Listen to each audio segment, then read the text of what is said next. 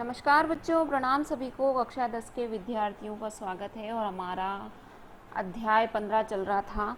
इसमें अध्याय 15 जिसका नाम है भारतीय अर्थव्यवस्था की विशेषताएं एवं नवीन प्रवृत्तियां। पिछले वीडियोज में हमने विशेषताएं और प्रवृत्तियों के बारे में पढ़ा। जहां हमने छोड़ा था वहीं से इसकी शुरुआत करते हैं हम। आर्थिक सुधार जो लागू किए गए थे, आर्थिक सुधार आप थोड़ा सोचिए कि कब लागू किए गए थे। तो क्या क्या लागू किए गए आर्थिक सुधार? उदारीकरण मुख्य रूप से 3 लागू किए गए थे। पहला है उदारीकरण, दूसरा है निजीकरण और तीसरा है वैश्वीकरण।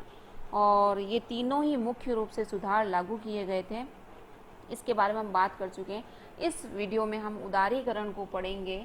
बिल्कुल सही, अगर आपको आ गया हो आंसर, जुलाई 1991 से आर्थिक सुधार लागू किए गए थे। और इसके बारे में इसकी पृष्ठभूमि हम पिछले वीडियो में पढ़ चुके हैं। अगर आपने नहीं देखा हो तो पहले उन वीडियोस को देख लो ताकि आप अच्छे से समझ पाओ।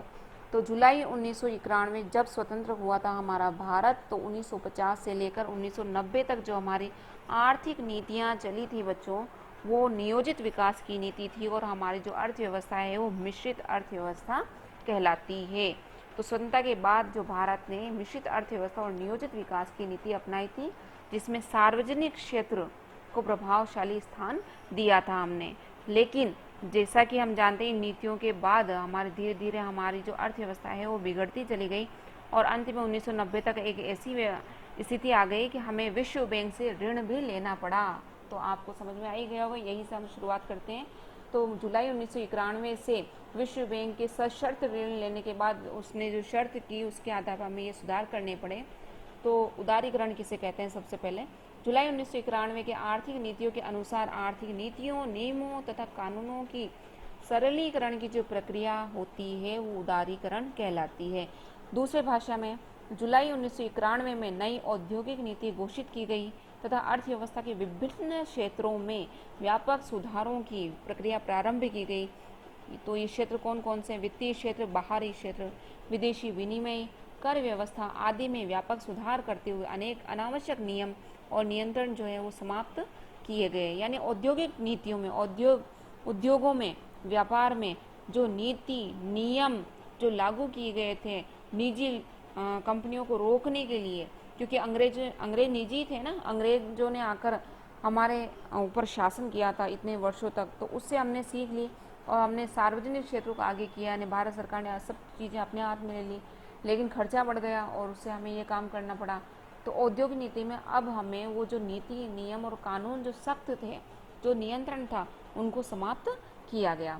आगे बढ़ते हैं हम। 1991 से पूर्व की क्या स्थिति थी? 1991 से पूर्व सार्वजनिक क्षेत्र का प्रभावशाली होना, ये पहले की बात है, जिसमें समाजवादी मिश्रित अर्थव्यवस्था अपनाई गई थी। तो ये पॉइंट हम पढ़ चुके हैं। 1991 के बाद की क्या स्थिति रही? तो 1991 से पहले सार्वजनिक क्षेत्र का प्रभावशाली था, 91 के बाद निजी क्षेत्र प्रभावशाली हो गया। इस तरह से एक आपकी सूची भी बन जाती है और इस सूची को आप उतार भी सकते हो ताकि आप आराम से याद कर सको। और 91 से पूर्व हमारी समाजवादी मिश्रित अर्थव्यवस्था थी, लेकिन 91 के बाद की स्थिति पूंजीवादी मिश्रित अर्थव्यवस्था हो गई। यानी मिश्रित अर्थव्यवस्था तो आज भी है, लेकिन आप पूंजीवादी है, समाजवादी। यानी पूरे जब सरकार के हाथ में सब कुछ था ना बच्चों, तो आप कहीं पर आज भी देख लो, सरकारी विद्यालय, सरकारी चिकित्सालय, सरकारी धर्मशाला, सरकारी जब बात आती है तो वो सभी के लिए होती है। लेकिन पूंजीवादी जब आता है तो लाभ कमाने के उद्देश्य से होता है। तो अब हमारी जो अर्थव्यवस्था है वो पूंजीवादी अर्थव्यवस्था है।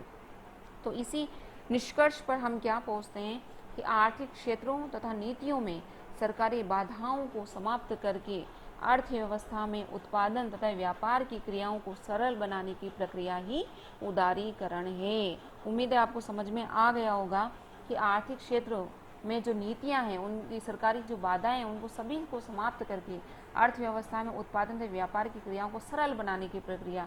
यानी अब हमें विदेशी कंपनियों पर ज़्यादा नियंत्रण नहीं रखना है। अब हमें व्यापार करने की जितनी भी प्रक्रियाएं हैं, क्रियाएं हैं, उनको सरल बनाना है ताकि विदेशी कंपनियां और बहुराष्ट्रीय कंपनियां जो हैं वो हमारे देश में आकर्षित हों और हमारे देश में व्यापार करें, ताकि हमें लाभ हो और हम अपने ऋण को जल्दी से चुका सकें और विकास की पटरी पर आ सकें। तो ये उदारीकरण कहलाता है, यानी उदारता अपनाना। व्यापार के प्रतीक। तो आगे का जो पॉइंट है वो आपके मुख्य रूप से दे नहीं रखा है, ये एक क्वेश्चन भी समझ सकते हैं आप। उदारीकरण का भारतीय अर्थव्यवस्था पर क्या प्रभाव पड़ा, बोर्ड में क्वेश्चन आ सकता है इस तरह से। और ये आपके पैराग्राफ है, लेकिन पॉइंट मैंने बनाए इसमें। भारत मिश्रित अर्थव्यवस्था में पूंजीवादी झुकाव रखने के कारण एक ऐसे दोराहे पर आकर खड़ा हो गया जहां से स्वदेशी की संस्कृति मिटी जा रही है। यहाँ पर थोड़ा शब्द थोड़ा सा गलत हो गया, मिटी जा रही है यानी खत्म होती जा रही है। अब यहाँ पर स्वदेशी की भावना नहीं आ रही, क्योंकि अब हम दूसरे देशों यानी विदेशों को हम आमंत्रित कर रहे हैं, है ना। हमारी जो नीतियाँ हैं वो ये कहती है। तो यहाँ पर हम स्वदेशी की भावना से थोड़ा अलग होते जा रहे हैं।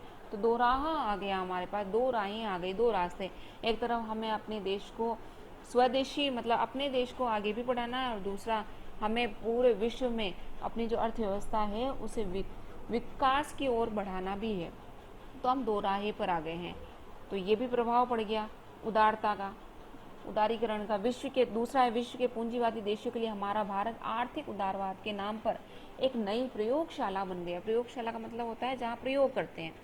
तो अर्थव्यवस्था में भी जो विदेशी हैं, जो पूंजीवादी देश हैं, वो कंपनियां हैं जो हमारे देश में प्रयोग बना रही है, मतलब प्रयोगशाला में प्रयोग कर रही है अपने व्यापार के नाम पर। तो नए नए जो प्रोडक्ट निकालती है वो सब हमारे लिए एक प्रयोगशाला ही है वो।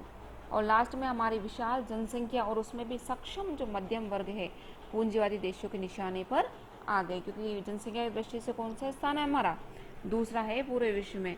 तो उनको बाजार जो है वो यही मिलता है। और सक्षम जो मध्यम वर्ग है यानी जो हम सभी मध्यम वर्ग में आते हैं, तो पूंजीवादी देशों के निशाने पर आ गए, क्योंकि वो सारे जो अपने प्रोडक्ट निकालते हैं, जो कंपनियां जो व्यापार करते हैं, जो उद्योग करते हैं, वो हमारे अनुसार करते हैं, हमें एक तरह से निशाने पर लेकर ही करते हैं, ताकि हम अधिक से अधिक उपभोक्तावादी हों, है ना। तो ये प्रभाव भी कह सकते हो आप उदारीकरण का, दोष भी कह सकते हो कि भारत की अर्थव्यवस्था पर उदारीकरण के क्या दोष रहे हैं। ठीक है बच्चों, तो ये आपके उदारीकरण का जो पॉइंट है वो कंप्लीट हो गया है। और समझने के लिए बहुत बहुत धन्यवाद बच्चों। और आप प्लीज़ लाइक शेयर सब्सक्राइब ज़रूर किया कीजिए, ताकि मेरी जो एक उत्साह है वो बढ़ता रहे, ताकि मैं आपके लिए अच्छे अच्छे वीडियो बनाती रहूं और हम खूब पढ़ें और खूब बढ़ें।